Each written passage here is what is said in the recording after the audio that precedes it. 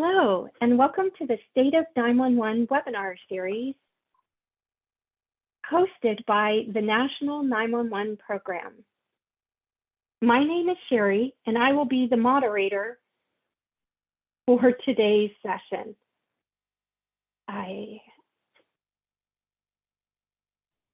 This webinar series is designed to provide useful information for the 911 stakeholder community about federal and state participation in the planning, design, and implementation of next generation 911 or NG911 systems.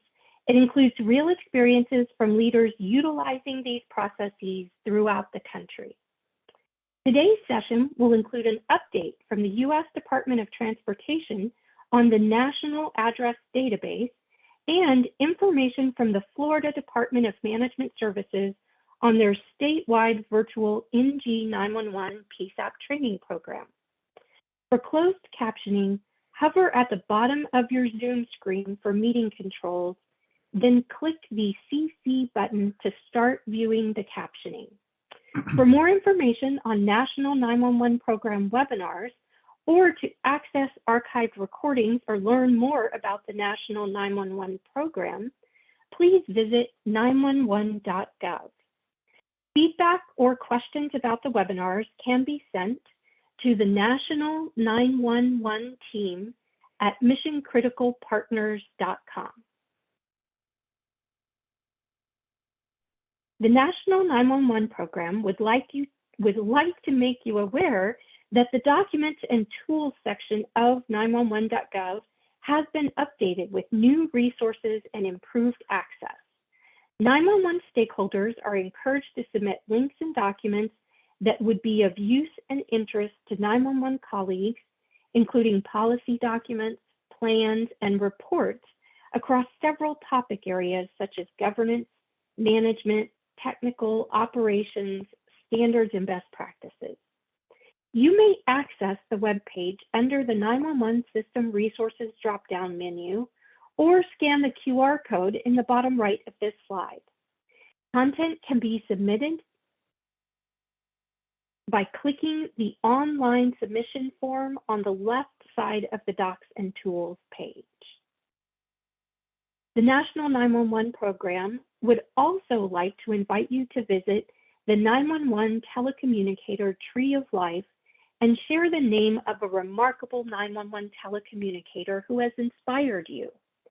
Share your story at 911treeoflife.org to honor a special 911 telecommunicator who is making a difference in your community. Please note that all participants' phone lines have been put in a listen-only mode, and this webinar is being recorded. To ask questions of our presenters, feel free to use Zoom's Q&A feature located on the bottom of your screen in the meeting controls. Enter your question at any time during the presentation, and it will be entered into a queue. Hover your mouse at the bottom of the page to access the meeting controls. Or if you'd rather ask your question live, use the raise hand feature to request your phone line be unmuted. You will be called upon to ask your questions. Individuals who are registered for today's webinar will receive access to both the PowerPoint and the webinar recording. With that, I would like to turn it over to Kate to introduce our first speaker, Steve Lewis. Thank you, Sherry. Today, we have Steve Lewis, the Chief Geospatial Information Officer in the Office of the Chief Information Officer at the U.S. Department of Transportation. Steve has been the Chief Geospatial Information Officer with DOT since 1987 and has helped build the geospatial programs across the department. He has led the effort to compile and distribute the National Address Database since its inception in 2015. And now to tell you a little bit more about the National Address Database, a program that the National 911 Program strongly supports, I'm going to hand it over to Steve. Hello, everybody. Thanks for having me today, and I'm very excited to be here to talk to you about the National Address Database. I've titled this presentation Success Without Mandates, and I will explain that as we get into the presentation. Next slide, please. This is a quick outline of what I'll be going over with you. I'll give you some background information just in case you're not familiar with the database.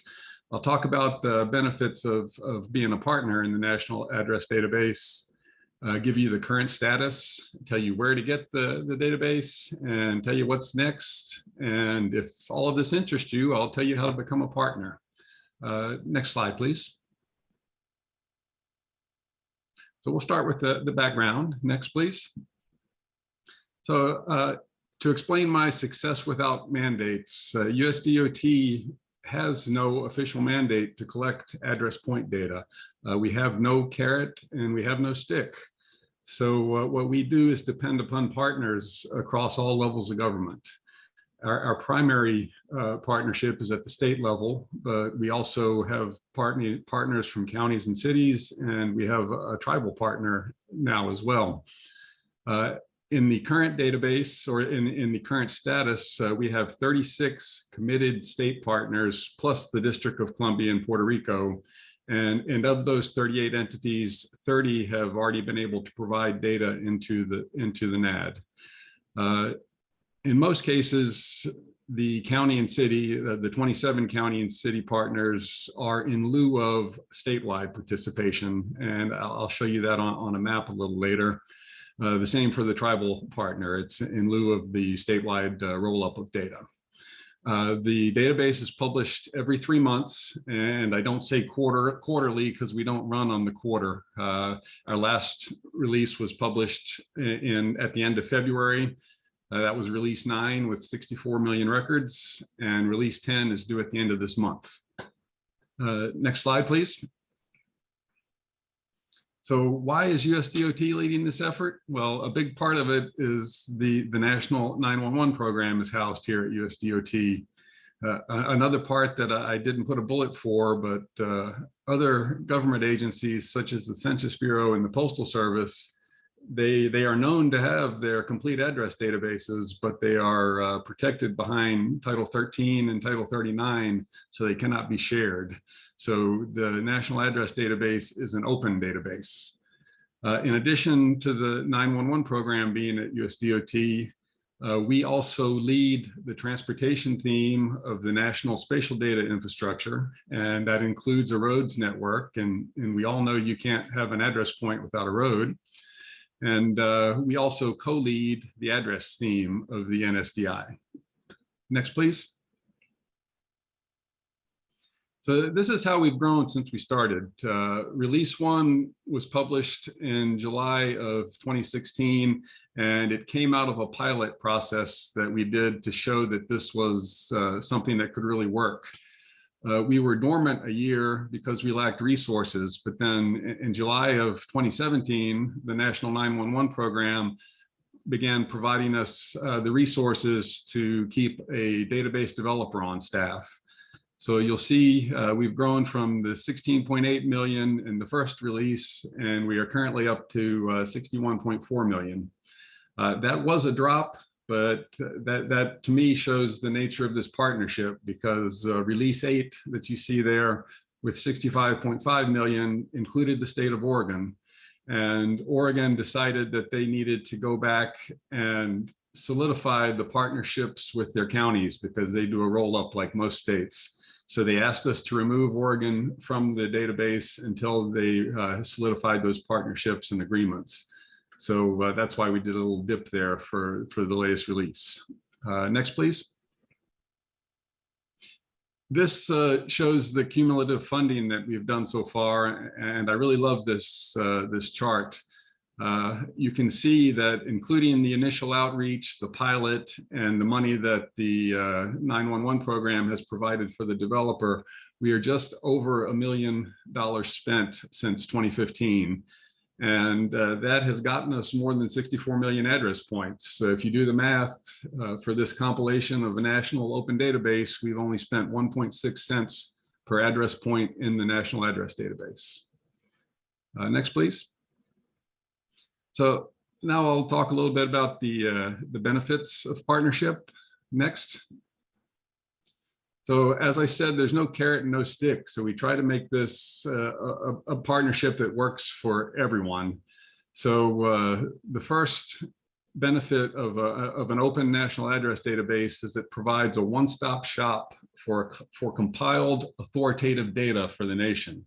And that means that responders in need of the data can retrieve it from the national database without having to burden the local government during an emergency.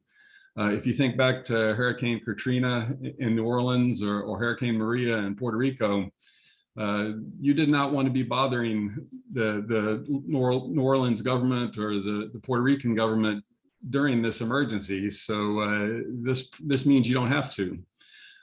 And the location is provided in the database with both a longitude and latitude and a national grid coordinate, which was requested by FEMA. And that ensures that the address can be found in the time of need.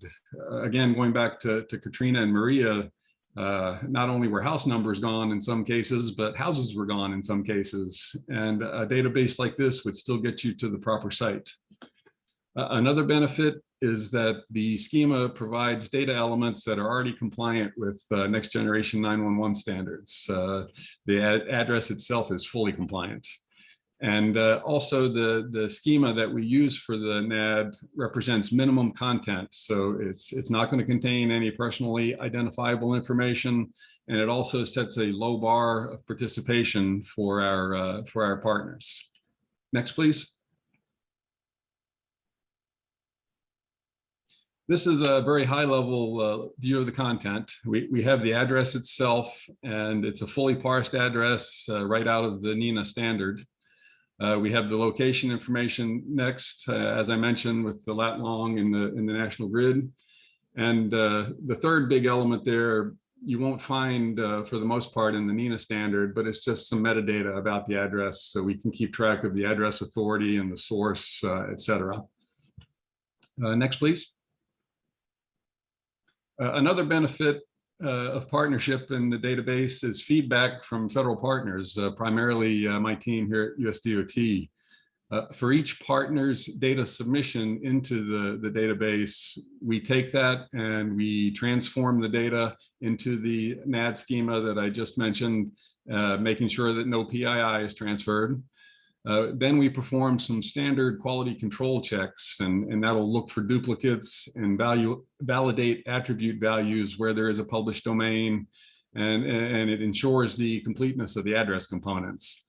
We then produce a feedback report for each partner based on the results, and we will flag some records as not being suitable for the NAD, but we will not edit any data because we don't own it, our partners do. So if we find something that we think is an error that prohibits it from being included in the NAD, we provide it back in this report. The authoritative partner can then say, yes, this is a problem, we'll fix it for the next release, or no, this is a problem, this isn't a problem, you need to update your domains or something along those lines. And we work with them to make sure the data is as good as possible. Next, please. This is a hard to read chart, but it's just the first 2 pages of a standard quality control report that we provide back to our partners. On the right there is the completeness report. The items that are highlighted in red are things that we found that have to be in there. And the things that are highlighted in yellow, they have to be in there, but we can calculate them on our end. Next, please. So the third benefit of partnership at a high level is just improved citizen services through our growing private sector partnerships. So a lot of our partners say that a common question from their citizens is how do I get my address in Google Maps? Well, last summer, Google began regularly ingesting the NAD. Every release, they take it in. And they have admitted to us, although they have not made a press release, but they have admitted to us that the NAD allows them to make millions of edits and improvements to their data and their services. They've also, in the spirit of these partnerships, they've committed to soon start providing feedback reports of their own so that we can get those back to the authoritative partners. And others such as Apple Maps and TomTom have expressed interests. I think we're going to get to them regularly ingesting the NAD, but they're not doing so yet. Next, please. So this is a statement from Google after they became a full-blown NAD partner, but I won't read it out loud, but the important thing is that we are allowing them through this open data to keep their maps accurate and up to date. Next, please. So we'll get into the current status of the NAD now with a series of maps. Next. So this is our partners map, as we call it. So any state that's in green or yellow is a full-blown partner in our effort. The green states have already been able to submit data, although not every state has every county. The yellow states are the partners that have yet to submit data. The two shades of purple are what we are trying to eliminate as we move this forward. The dark purple are states that have complete address information, but they are not currently considered open or in the public domain. And the light purple are states that don't have a state level address program. So even if counties have the data, they aren't currently rolling it up into a statewide data set. What's interesting to me, I mentioned earlier that we had county, city, and tribal partners. The hash marks represent states that have cities, counties, or tribes that have reached out to DOT and wanted to be partners, even though the state in which they reside is not a partner. Next, please. This is coverage of the National Address Database. I told you before that not every state can give a complete data set right now. In fact, states like Wyoming and Missouri, the coverage is rather small at the moment. And then you can see a couple of spots in Texas and Arkansas that are incomplete, but the states themselves are committed partners, and the data gets better with every release. Next, please. This map shows the currentness of the data, or the age of the data. We started doing that last year just to alleviate some concerns about some of the data being out of date. You can see that the large percentage of the data is less than a year old. Most of it is less than 6 months. And we do have a couple of problem states, mostly Missouri and Ohio, although Missouri has been updated for the release that'll come out at the end of this month. Ohio lost their statewide address coordinator and has not been able to produce an update for us since 2016. So that's definitely the oldest data that we have. Next, please. To go over quickly where you can get the database. Next. Right now, we only provide it as a download from an Amazon S3 bucket. We have two formats, a Esri file geodatabase, which is the top link there. And the other is a flat text file, which I'm amazed that there are customers for that text file at 64 million records, but we do have customers that use that. And we also recently started publishing a web feature service that is available so that you can stream the data directly into your applications. However, if your application is zoomed out much beyond a local area, it's not going to be easy to get those points to draw because it's a very large data set. Next, please. What's coming up next? Next slide. So the long-term goal is to develop an ArcGIS portal that will provide multiple download options, let's say state, county, and even maybe some user-defined polygons. But we've only started to think about that. In the short term, we are currently developing an Esri story map that details the history and the status of the database and introduces a recently developed visualization tool. I provided the link here, and I encourage you to play with it, but if you're not a GIS person, it might not be instantly intuitive, which is why we are working on the story map to help explain the visualization tool. Next, please. So last, if you've seen anything here that interests you and you want to become a partner, here's your contact. I am the leader of the program. I have the one developer, and Kate, of course, is our partner from the 911 program, but we'd be happy to accept new partners. We're looking to grow this to 100%. So I thank you again for having me, and I'm happy to take your questions at this point. Thank you, Mr. Lewis. So now we're going to start the Q&A portion of our session. As a reminder, if anyone would like to ask a question, you can either use Zoom's Q&A feature located at the bottom of your screen, or you can press the raise hand button so that we can unmute your phone line.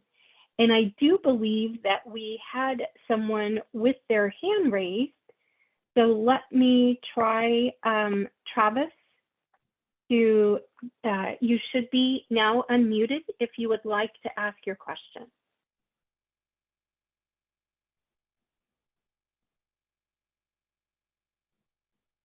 Travis, are you muted on your side, perhaps?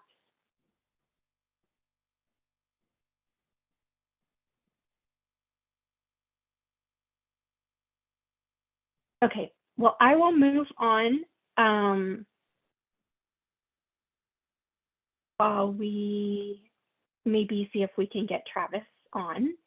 So Steve, we had a couple of questions, and I know you somewhat answered this one in your presentation. One of the questions that came in said, does Google, but then it was also asking about other ubiquitous mapping focused companies not only use, but provide input to the NAD. Is there anything that you want to add to your answer for that question? Just, I think that Google was the first step, and it's the first step to breaking down the dam. And I think all of the other private sector navigation companies, wayfinders, they're going to start ingesting this data. Now, I cannot predict at this point whether they'll all provide feedback. I know some of them have historically been very closed about their operations and their data, but I do know that Google has committed to providing the feedback, which we will provide. We will separate it out by our individual partners and provide it back, just like the QA/QC report that I mentioned.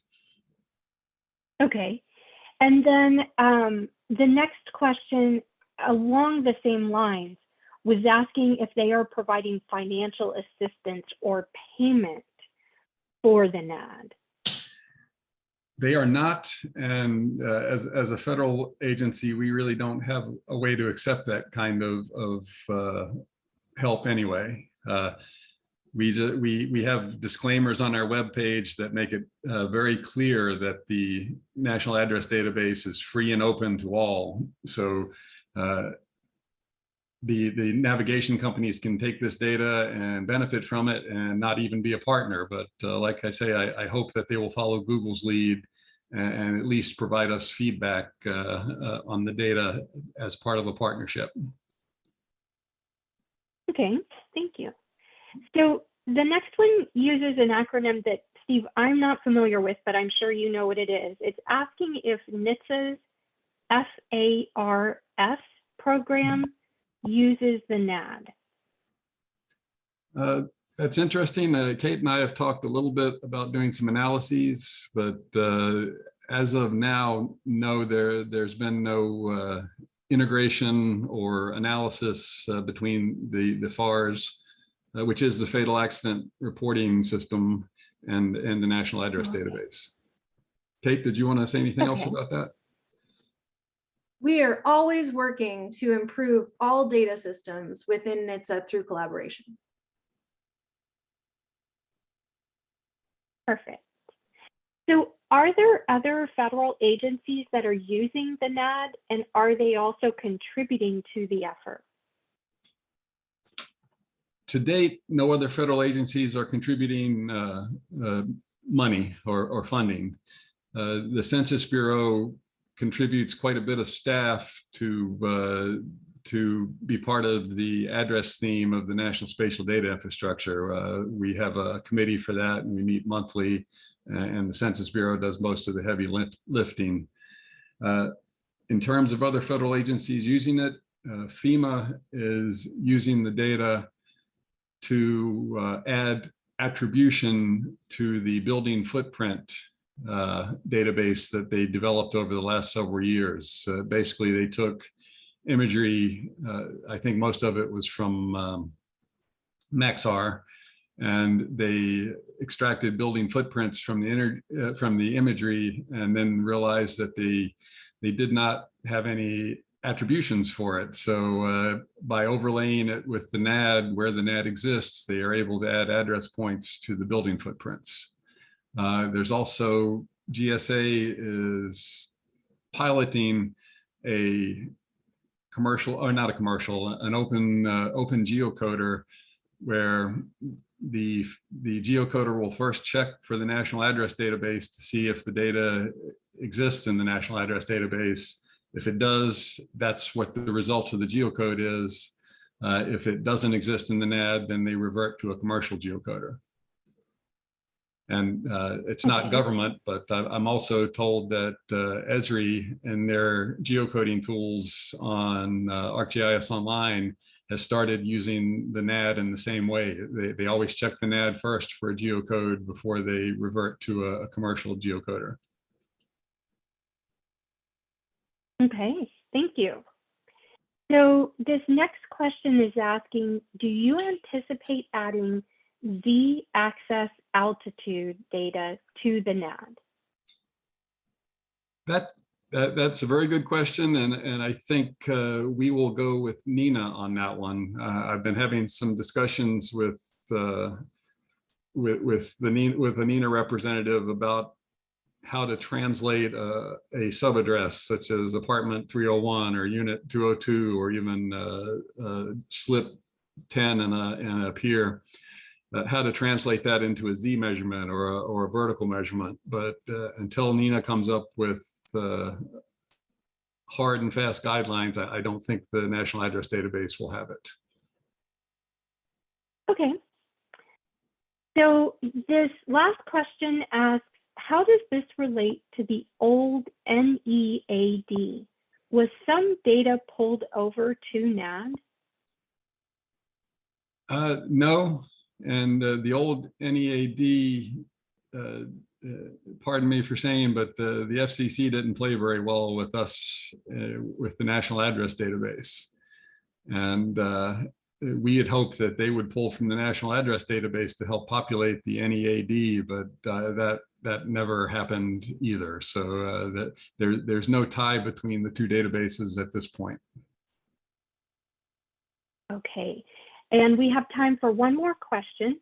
And the question is, what's the difference between the NAD and geoplatform.gov? Geoplatform.gov is a portal or a gateway to primarily federal or US government geospatial data, but it also can do a search for commercial data as well.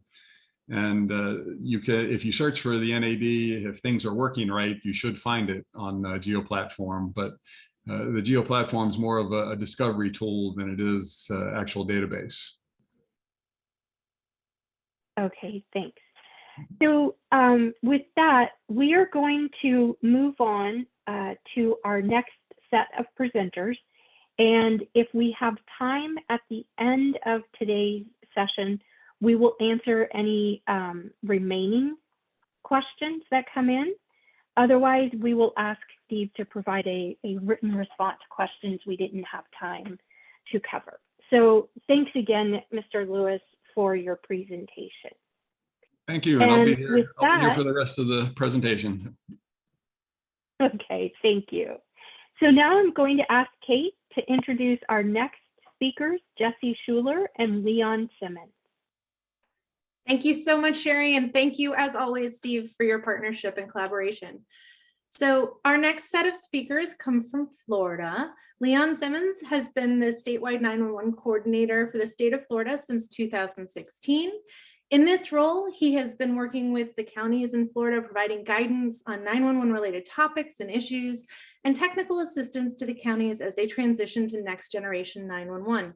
Mr. Simmons also supports the state of Florida's E911 board by leading a dedicated team that assists the board in completing its statutory duties, overseeing the state's E911 trust fund.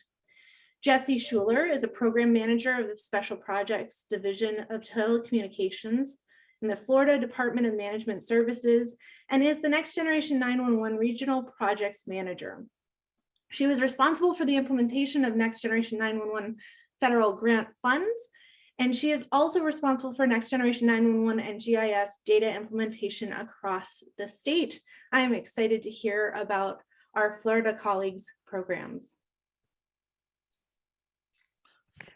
Well, good afternoon, everyone on the East Coast, and I guess for those on the West Coast, good morning.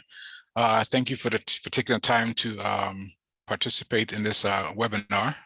And hopefully through this presentation, it will help you to understand a little bit about Florida and what we've done here in the state. The department, I work for the Florida Department of Management Services, and we provide administrative support to the E911 board. And that's where our 911 office, state 911 office is located in that, in this office.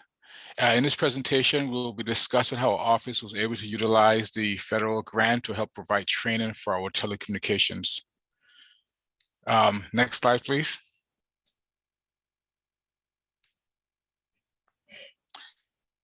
So for this is just the agenda we're going to talk about. I'll be discussing the first two, the Florida, just our background of Florida and the need for training. And then Jesse Schuler will be going over the details about the classes and the courses and the lessons learned.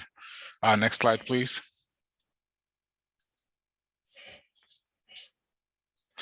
Yes. So Florida is the third largest state in the union with a population that's north of 21.5 million people and growing fast. We are a home rule state, and most people probably know what that is, but here in our state, each county 911 system is under the respective counties board of county commissioner. So the board of county commissioner, each county make decisions about the 911 systems and how the funds are spent that is dispersed by the 911 board. Our least populated county has a population of less than 8,000 folks, while our largest county has over 2.7 million. Our largest PSAP has 60 positions, while we have many rural counties that have a single PSAP that is 3 positions. Next slide, please. This is just a map showing the designation of the county's sizes in Florida. As you can see, the larger counties are concentrated in the southeast, Miami, Palm Beach, Broward, and up in the north central part of the state, you have a large concentration of rural counties, and those are counties that have a population of less than 75,000 people. Next slide. Just some more information about Florida statistics. Our 5 largest counties receive over 1 million calls each year, while our smallest county gets around 3,400 calls, 911 calls in a year. And obviously this shows the difference in size as far as the not just in the size of the population of each county, but it also shows the type of resources that are available to each of those, the different sizes of the county. Obviously, the large counties with large population, they usually have a large tax base, and they have a lot of resources that they can provide to the call takers as far as training and equipment and services. While small rural counties, as you could probably imagine, have a whole lot less resources. Next slide, please. So in August of now going back to the federal federal program. In August of 2019, the federal office awarded Florida a little over $6 million for the state of Florida. And as we were looking at the needs in Florida, as far as what we had, looking at the size of the counties and realizing that the needs that we had, we identified several areas that we felt our best focus of use of this money would be the best thing for us to do. One of those things obviously was implementing next generation services, which included like a SDNet implementation in the counties, improving the GIS systems in the counties. Now, at this point in time in 2019, most of the counties were not far in the progress implementing next generation 911. And so looking at this here, we realized we need to help them to improve the GIS database, to upgrade their call handling system, to make sure they had equipment in place as they eventually move to next gen 911. And also the need for training and education. Training was one of the things that we had surveyed the counties a couple of years before to try to see as far as what were the biggest things that they needed. Next slide, please.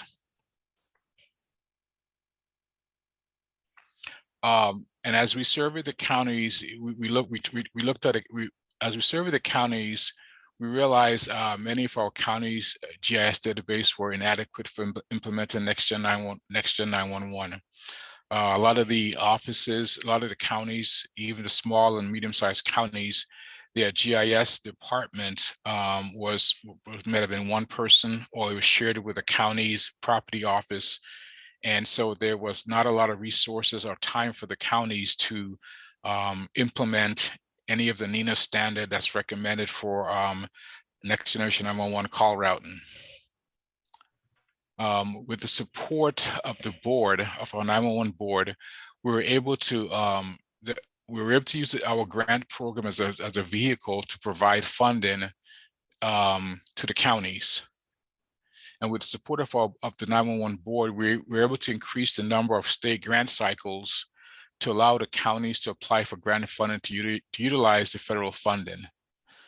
And through this grant program, we were able to provide funding for 21 counties to improve or upgrade, to improve and synchronize the GIS database, to provide GIS hardware and software so that the counties would be able to, as they move to next gen 911, utilize the GIS database for geospatial call routing.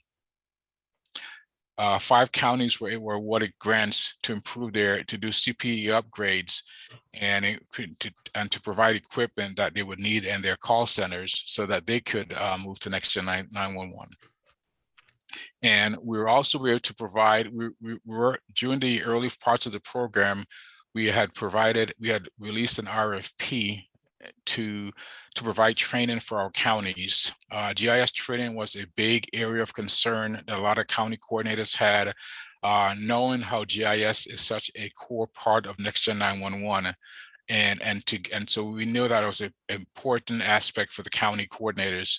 So we were able to have a solicitation and get a couple of vendors to provide training to our county coordinators. Unfortunately, COVID-19 happened in 2020, but luckily, fortunately, I should say, we're able to have the vendors switch some of the classes that they had just provided solicitation to have in-person training, but we're able to shift some of those training to a online or virtual training.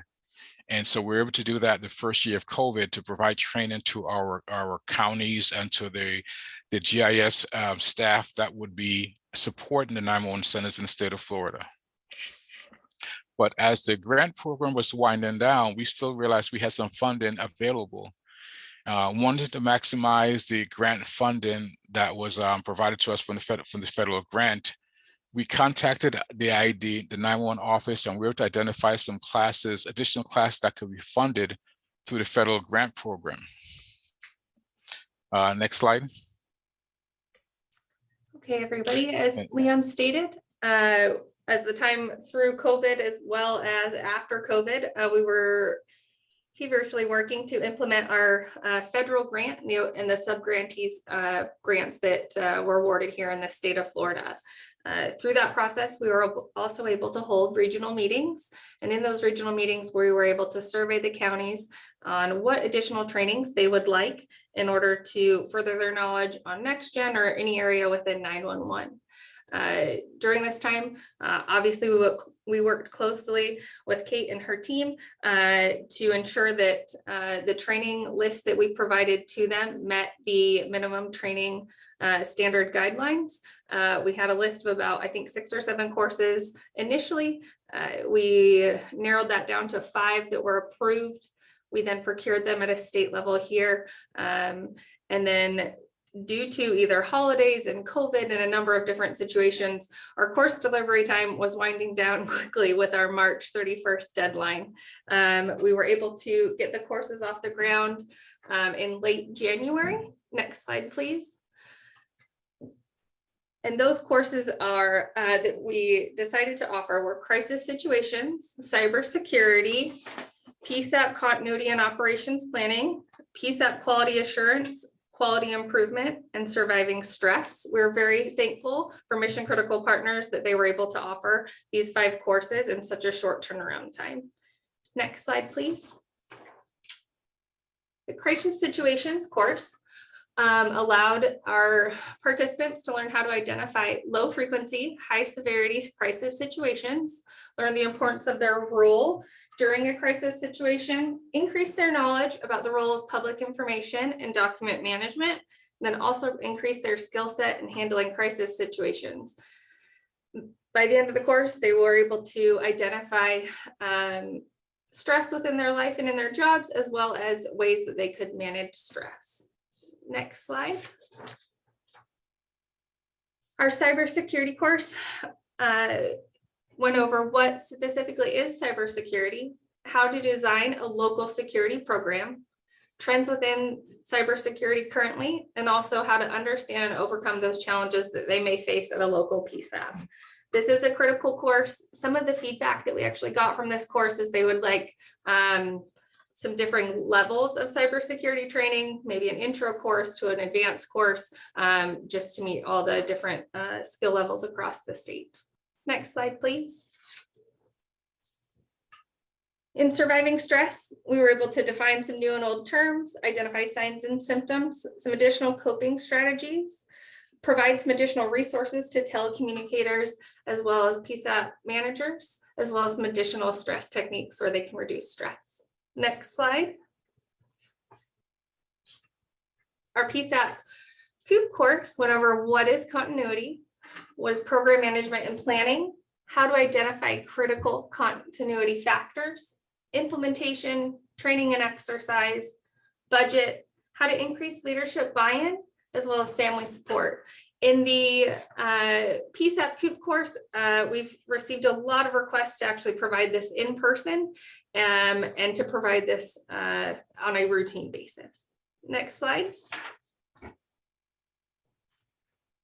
Our PSAP quality assurance and quality improvement, the purpose of having this course, why it's important, some standards and best practices, and then also the considerations that need to be made for next generation 911 implementation were discussed in this course. This course was also requested to be offered in person and received very high praises. Next slide.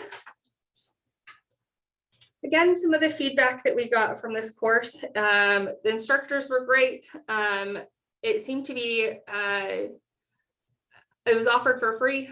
We actually got a lot of requests from out of state. We posted this in some of our APCO boards for Florida, and it actually, some other states wanted to join in. They were very thankful for our instructors, and they seemed to be very engaging. We had coordinators requesting to actually implement all 5 courses, possibly quarterly or biannually at a local level, so that they can further the discussion at a local level. As Leon had mentioned, we are home rule, so each county is able to make those decisions at a county level. And then, as I stated before, they would like these courses offered more frequently. Next slide. Some of the outcomes that we found we had thought by breaking up the courses into 4-hour increments, it would help enable some of the telecommunicators, PSAP managers, as well as the 911 coordinators to be able to attend. However, due to increased staffing shortages, there was a surge in COVID here down in Florida a little bit. We found that an even shorter course, be it 1 to 2 hour blocks, if it was going to be webinar based, would be beneficial, or even providing them as self-paced through a learning management system, so that, you know, even the telecommunicators that work at night could also access these resources. We also learned that we had roughly about 2 weeks to advertise our courses, and roughly 5.5 weeks to implement the 5 separate courses. There were 5 courses given. Each course was provided 5 times, both morning and afternoon sessions. But we would have liked a longer advertising period, as well as a way to lengthen the implementation of the courses over a longer period of time. But we were trying to comply with our federal deadline. Our goal was to increase that expertise across the state and create a baseline, which we believe we've done so. It also added resources and different toolkits to those PSAP managers and 911 coordinators across the state in order to better fit and help their telecommunicators at a local level. It also has spawned a lot of conversations about future trainings that are needed. We would like to be able to find a way to offer these in the future, statewide again, and on a routine basis, so that we can again create that foundation for all telecommunicators across the state of Florida. Some of our future trainings that we would like to look into would be AZNet call flow, architecture, and also we've had requests for a basic next generation 911 course, as well as an advanced course. Next slide. I think we're on to questions. Yeah. Okay, thank you. You covered a lot of information fairly quickly, and we appreciate it. So with that, once again, we are going to questions and answers. And just a quick reminder, you have the option to use the Q&A button and type your question in, or you can raise your hand and we will call upon you to ask your question. So with that, I do see we have a hand raised. Heidi, do you want to go ahead and ask your question? Absolutely. Thank you, Sherry.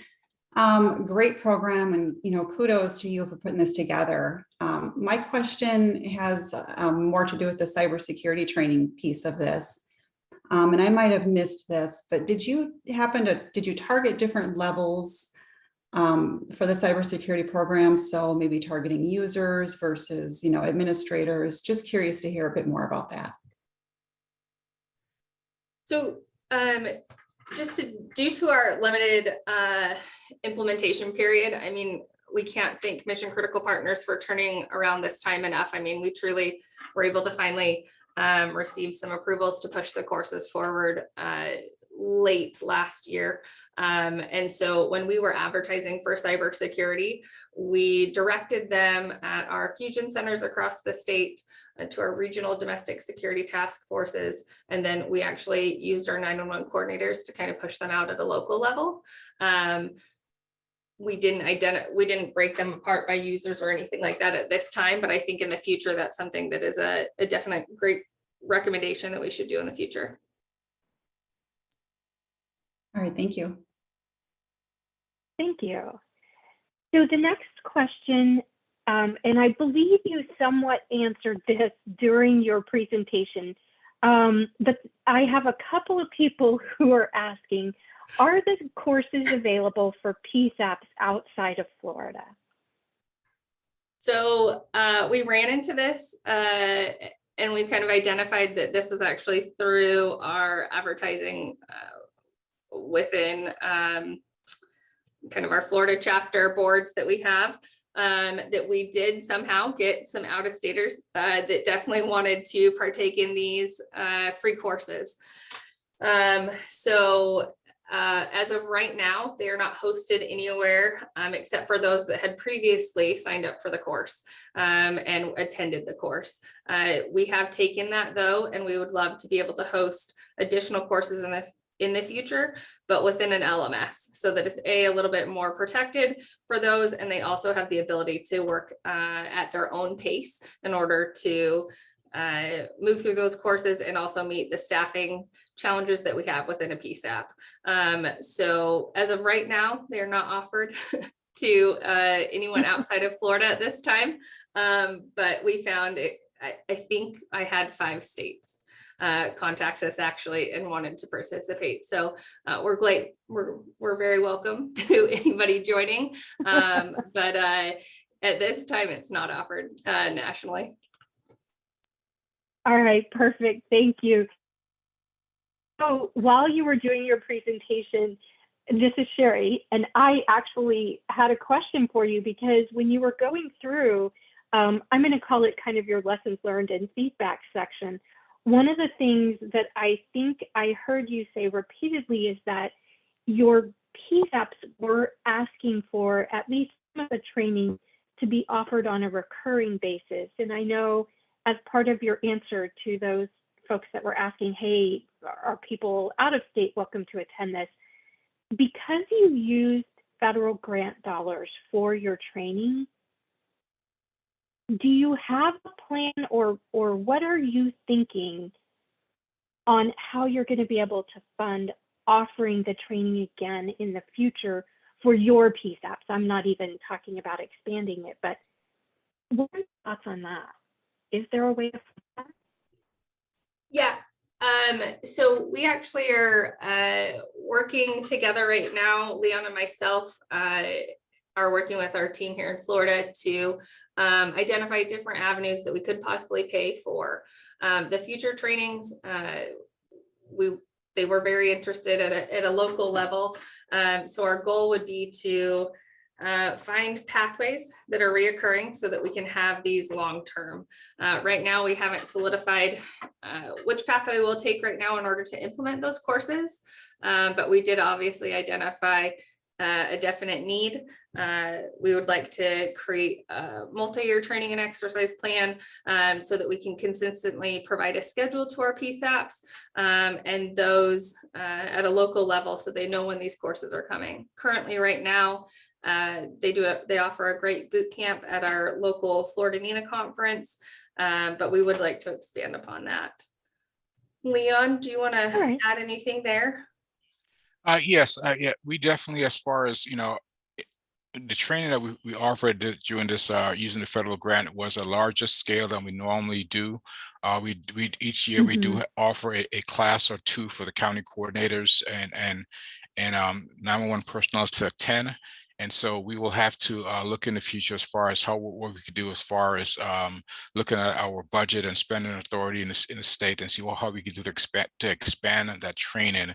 Because training is something, it definitely is a need in the state, and as most of the country is dealing with a high turnover ratio in the PSAP in the 911 world. We definitely need to have the training, especially in the things that's going to help alleviate the some of the stress that our call takers are undergoing, which leads again to a higher turnover ratio in the call centers. And so we are definitely looking at ways how we can provide more training to our counties using our regular state dollars to help with that situation. Perfect. Thank you, both of you. So we have one final question that's come in. Does Florida require a certain number of hours for in-service training each year?